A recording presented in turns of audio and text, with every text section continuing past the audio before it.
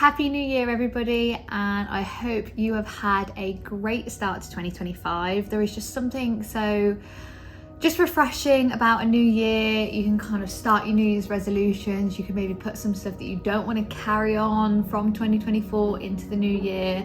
I hope everyone's maybe put some goals down, some things that you want to achieve this year, and just kind of started with a really good mindset. And I think if you haven't done that already, it's so worth doing in the early couple of weeks of January to make sure that you really thought about what you want your 2025 to look like. In this video, I thought I'd do a little bit of a kind of like market recap of 2024 for those of you that are interested in buying and selling, and then I would also give you a few little tips on if you are looking to sell or buy in 2025.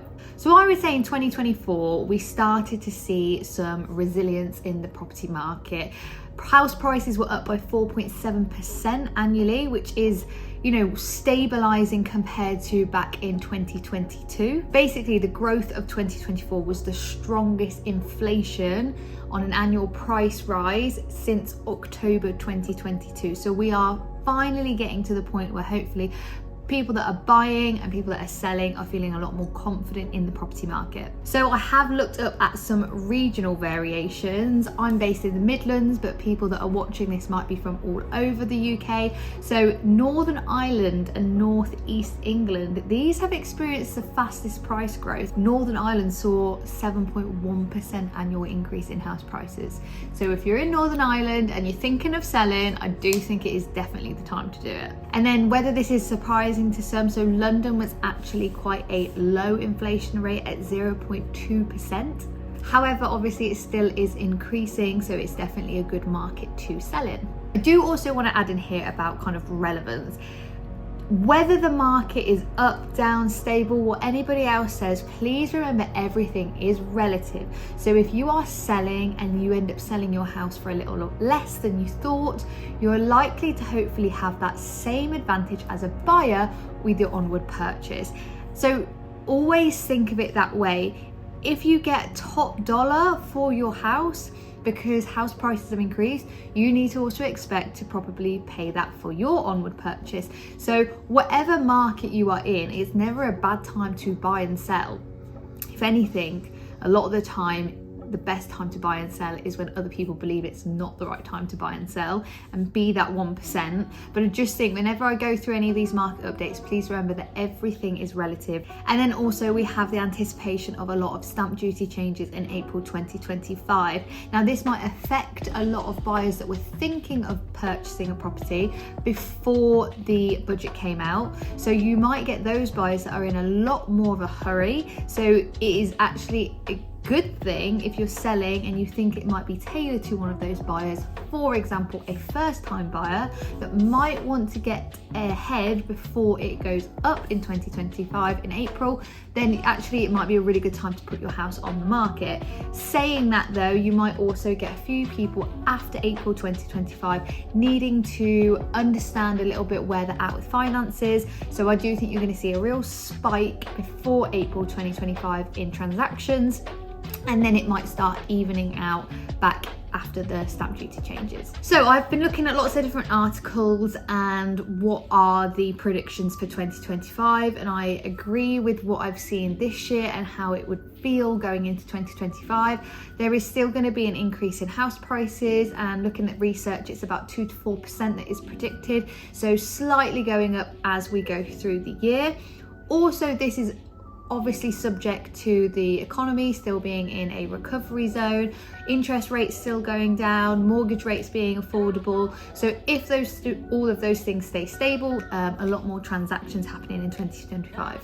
If you are planning on selling your home in 2025, I've got some just little key tips on what you should do to be selling.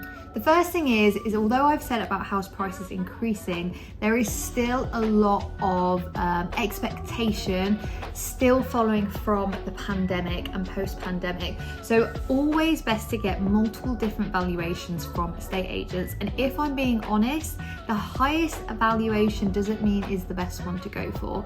It is very common for estate agents to inflate the price of your property in order to gain the business. What you need to see is statistical evidence evidence of what has sold in your area that is a similar property to yours, and then go off that. So any estate agent coming round to value your home or to have an advice meeting with you should be coming with a pack of printed materials that have clear statistical evidence. That means you as the vendor can actually look and go, I can understand why we would be pricing our property at this price.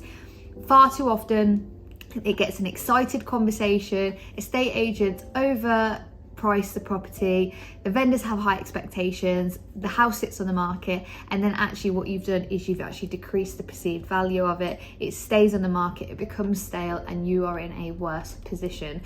If you want more advice on how that conversation should go with your estate agent, then please drop a comment in below. I think that is where a lot of people get caught out, is what they expect / what should actually happen in an advice meeting before you go on the market.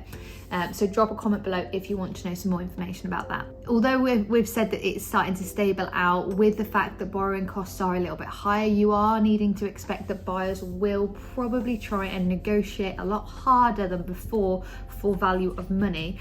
With this being said, that means the way that you present your home has to be at its best, so the perceived value is at its highest. If, for example, you have an empty shell of a house and you're trying to sell it, then there's not going to be necessarily that emotional connection of what the house could be like for a family. That means that there's not a higher perceived value, which means a buyer could negotiate down on that. You need to build up the value of your home so much so if a buyer was to negotiate, it would be fraction of what they would before.